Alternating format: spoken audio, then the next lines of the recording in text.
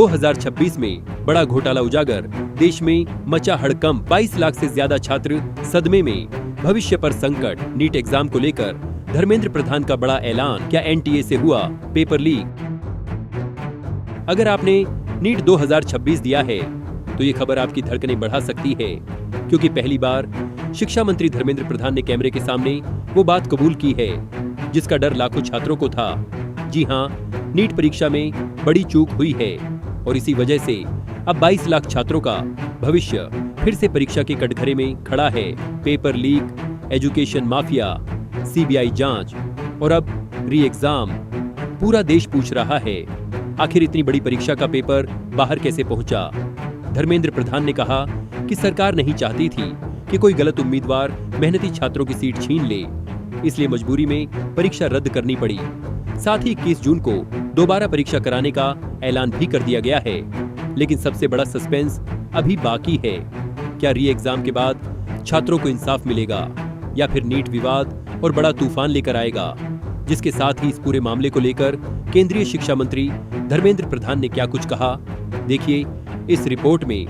NEET के paper leak कांड ने पूरे देश को हिलाकर रख दिया है और उन लाखों स्टूडेंट के बीच सवाल उठने लगे कि हमारी क्या गलती थी जो हमें ये सजा मिली। जिसके साथ ही अब इस बवाल के बीच 15 मई को पहली बार केंद्रीय शिक्षा मंत्री धर्मेंद्र प्रधान मीडिया से रूबरू हुए। इस दौरान उनसे एनटीए की कार्यप्रणाली, नीट यूजी परीक्षा रद्द होने के फैसले, री एग्जाम की तारीख और सीबीआई जांच जैसे कई सवाल पूछे गए, जिसका उन्होंने जवाब दिया।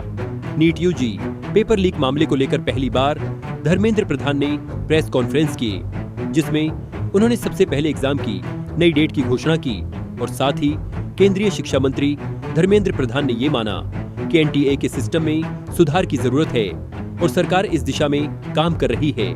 उन्होंने माना कि परीक्षा प्रक्रिया के सामने अब साइबर फ्रॉड और डिजिटल माध्यम से पेपर लीक जैसी नई चुनौतियां तेजी से बढ़ रही हैं। शिक्षा मंत्री ने कहा कि नीट परीक्षा में हुई गड़बड़ियों ने ये साफ कर दिया कि एनटीए के मैकेनिज्म को और मजबूत बनाना जरूरी है।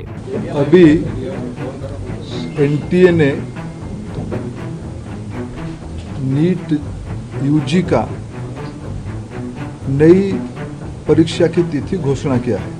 राधाकृष्णन कमेटी को पूरा पालन करने के उपरांत भी उस कमांड चेन में कहीं ना कहीं ब्रीच हुई है, इसको हम स्वीकार करते हैं। इसकी सुधारने का जिम्मेदारी हम लेते हैं। बिल्कुल सुधारने का हम जिम्मेदारी लेते हैं और मैं समाज के सभी वर्गों को अपील करना चाहता हूं, ऐसा नहीं कि हम आस पड़ोस में जो माफिया घूमते हैं हमें पता नहीं है, ये एक सामाजिक व्याधि है। हाँ, निश्चित रूप में एनटीए को और सुधारने की आवश्यकता है, उसको हमने गंभीरता से लिया। 24 की जो लूफॉल्स आई थी, 24 की लूफॉल्स को इस बार हमने पूरा पैक किया था, पूरा ठीक किया था, लेकिन उसके बावजूद भी ये फिर घटना हुई है। इसलिए एनटीए में निश्चित रूप में और सुधार की आवश्यकता है, इसको सुधार किया ही जाएगा। जब शिक्षा मंत्री से सवाल पूछा गया कि क्या पेपर एनटीए से ही लीक हुआ था, तो उन्होंने सीधे तौर पर कोई निष्कर्ष देने से बचते हुए कहा कि इसकी जांच सीबीआई को करने दीजिए। उन्होंने सीबीआई को देश की विश्वसनीय एजेंसी बताया और कहा कि जांच पूरी होने के बाद सच्चाई सामने आ जाएगी। सीबीआई को करने दो। मैं उसको, सीबीआई हमारा बहुत विश्वसनीय एजेंसी, उसमें वो लगा है, निश्चित रूप में उसको तह तक जाएगा। पेपर लीक मामले के बाद कई स्टूडेंट ने एनटीए को बदलने की मांग उठाई थी। इस सवाल पर धर्मेंद्र प्रधान ने कहा कि कोई न कोई केंद्रीय एजेंसी तो परीक्षा कराएगी ही।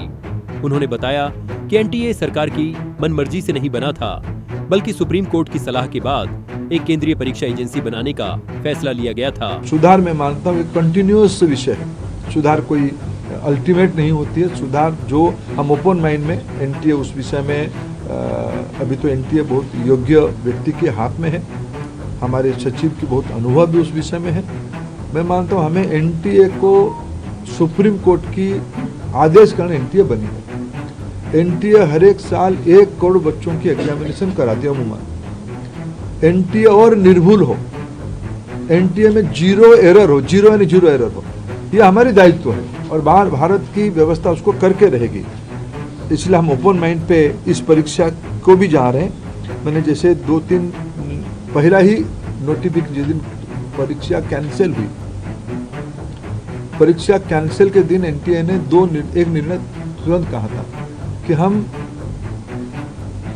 जो एग्जामिनेशन हो गई उस एग्जामिनेशन की फीस को हम स्टूडेंट को रिटर्न करेंगे। हम उसमें एनटीए वचनबद्ध हैं और जो आगे वाला परीक्षा होगा उसकी 0 फीस होगा।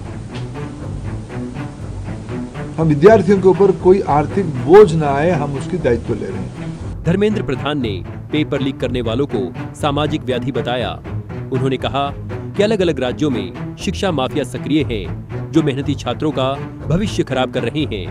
मंत्री ने कहा कि सरकार नहीं चाहती थी कि कुछ अपराधियों की वजह से ईमानदारी से तैयारी करने वाले लाखों छात्रों के साथ अन्याय हो। यही वजह है कि सरकार ने मामले को गंभीरता से लिया और तुरंत जांच एजेंसियों को सक्रिय किया। सख्त कार्रवाई करना ही पड़ेगा, नहीं तो सामाजिक व्याधि एक भयंकर कैंसरस रूप ले लिया गया। लाखों करोड़ रुपया खर्चा करके व्यवस्था को तोड़ने की ये कोई व्हीकल की इशू नहीं है, ये व्यवस्था की ये कोई एक व्याधि है।